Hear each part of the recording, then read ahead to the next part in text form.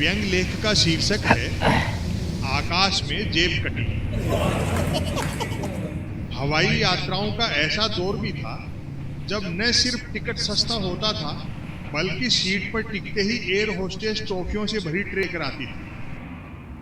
यात्री ट्रे से टॉफियां यूं उठाते थे जैसे वे यात्रा के लिए नहीं बस टॉफियां खाने आए हों।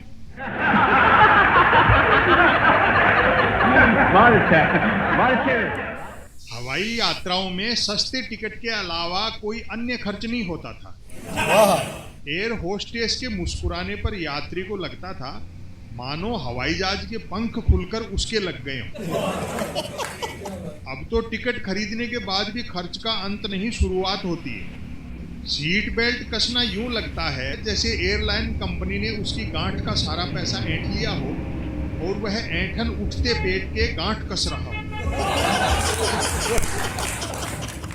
जेब कटने पर सरकार से शिकायत करो तो वह ऐसा सलूक करती है जैसे जेब यात्री की नहीं कटी, यात्री ने काटी है।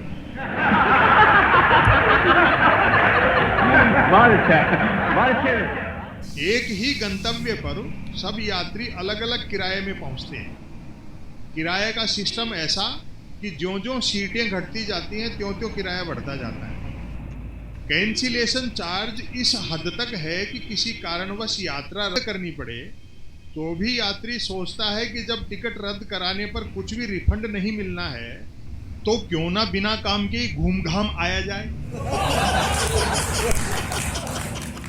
टिकट के अलावा चेक इन के पैसे, बोर्डिंग के पैसे, सीट के पैसे, विंडो सीट के इतने और किनारे की सीट के इतने पैसे, मध्य की सीट अग्रिम पंक्ति में लेनी हो तो उसके भी पैसे, बीच की सीट तभी निःशुल्क मिल सकती है जब पीछे की ओर हो।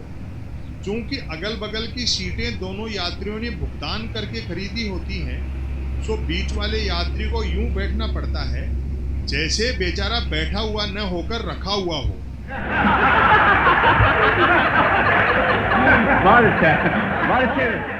पैर फैला सकने वाली सीट का अलग से चार्ज।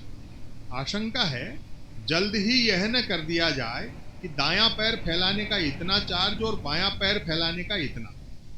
भूल से भी दोनों पैर फैला लेने पर चार्ज डबल देना होगा। लिहाजा बचत के चक्कर में बायां यात्री केवल दायां पैर फैलाएगा और दायां यात्री केवल बायां। एयरलाइन कंपनियां यात्री का